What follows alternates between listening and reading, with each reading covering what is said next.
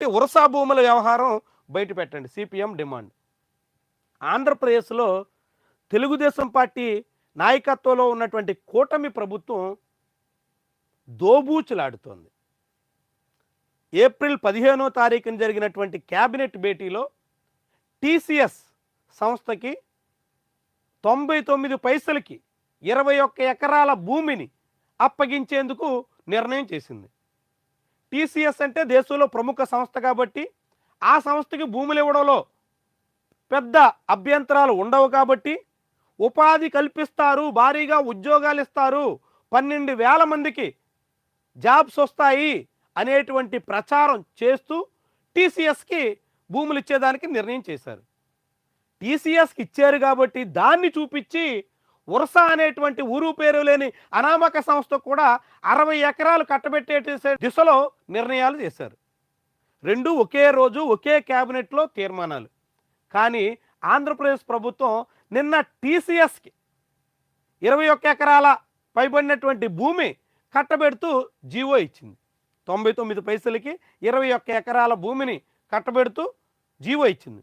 కానీ ఉరసా సంస్థకు సంబంధించినటువంటి జీవో ఇవ్వడానికి వెనకడుగు వేసింది. ఉరసా సంస్థ గురించి గడిచిన 4-5 రోజులుగా మనం మాట్లాడుతున్నాం.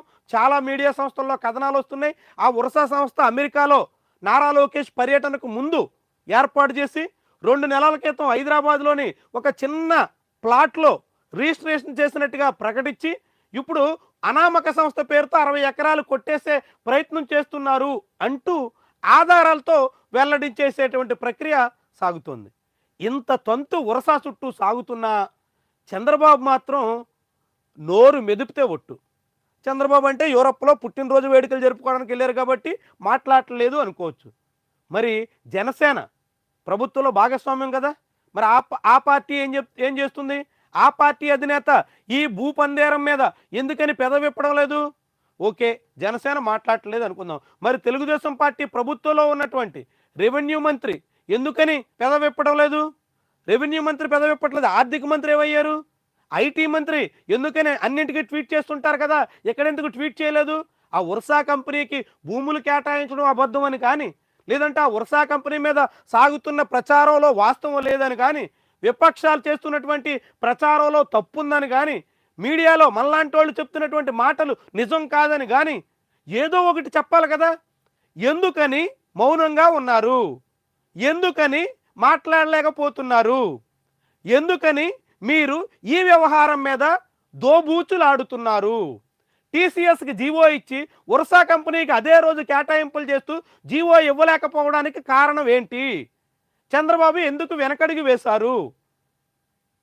నిర్ణయాన్ని మార్చుకునే దిశలో ఉన్నారా?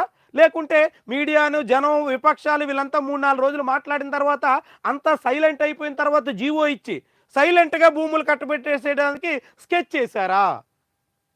ఉరసా లాంటి ఒక అనామక సంస్థకి భూములు ఇవ్వడం మీద రాష్ట్రం అంతా అనేక రకాలుగా అభ్యంతరాలు వచ్చేస్తుంటే ప్రభుత్వం నుంచి కనీస స్పందన లేదంటే ఖండించడానికి కానీ, లేదంటే మరొక నిర్ణయం మార్చుకుంటామని కానీ ఏదో ఒకటి చెప్పడానికి కూడా సిద్ధం కాలేకపోతున్నారంటే ఈ ప్రభుత్వం తీరుని ఏమనాలి? ఎంత అవకాశవాదంతో వ్యవహరిస్తున్నారని మనం అనుకోవాలి. చూడండి, ఎంత ఒక ప్రభుత్వం మీద ఒక విషయంలో తీవ్రమైనటువంటి విమర్శలు వస్తున్నప్పుడు, అన్ని వైపుల నుంచి తప్పుపడుతున్నప్పుడు అది కాదు ఇది జరిగింది, లేదంటే ఇది కాదు అది చేస్తాం అని ఏదో ఒకటి చెప్పకుండా ఎన్నాళ్ళని నాంచేస్తారు? ఎన్నాళ్ళని తప్పించుకుని తిరుగుతారు? ఇదెక్కడ తీరు? ఇదెక్కడ ధోరణి? ఆంధ్రప్రదేశ్ రాష్ట్ర క్యాబినెట్టే నిర్ణయం చేసింది, భూములు ఇవ్వాలని డిసైడ్ అయ్యారు. ఆ భూములు ఇచ్చేటువంటి సంస్థ అసలు గుట్టు రట్టు అయ్యింది. రట్టు అయిన తర్వాత మీ నిర్ణయం ఏంటో వెల్లడించాలి కదా, మీ స్పందన ఏంటో తెలియజేయాలి కదా. స్పందించకుండా, నిర్ణయాన్ని వెల్లడించకుండా ఎంతకాలం అని కాలయాపన చేస్తారు? ఎన్నాళ్ళని ఇలా నాంచి వేస్తారు? టీసీఎస్కేమో జీవో ఇచ్చారు, ఉరసా సంస్థకేమో జీవో ఇవ్వడానికి కూడా వెనకాడుతూ కాలయాపన చేస్తూ జనం అందరూ మాట్లాడి సల్లబడిపోతే, సైలెంట్ అయిపోతే తెరచాటున వ్యవహారం నడిపేద్దాం అనేటువంటి రీతిలో ఏమైనా ఆలోచిస్తున్నారా? చెప్పాలి ప్రభుత్వం. చాలా విలువైనటువంటి 3,000 కోట్ల రూపాయల విలువైనటువంటి భూమిని అప్పనంగా అనామక సంస్థకి కట్టబెట్టేసేటువంటి విషయంలో ప్రభుత్వం స్పందించకపోవడం అన్నది అత్యంత పెద్ద అవకాశవాద ధోరణిని చాటుతోంది. చంద్రబాబు సర్కారు అతిపెద్ద అవినీతికి కుట్ర పన్ని అది దొరికేయడంతోనే మాట్లాడలేకపోతోంది అనేటువంటి అనుమానానికి ఆస్కారం ఇస్తోంది. చంద్రబాబు ప్రభుత్వం పెదవి విప్పాలి, మాట్లాడాలి, వాస్తవాలు జనాలకి తెలియజేయాలి. వాస్తవాలుకి అవసరం లేకుండా కాలయాపన చేస్తాం, జనాల నోళ్ళు ఎంతకాలం లేచినా దాని విషయం పట్టించుకోకుండా బైపాస్ చేద్దాం అని ఆలోచిస్తే ప్రభుత్వం అది అవివేకం అవుతుంది.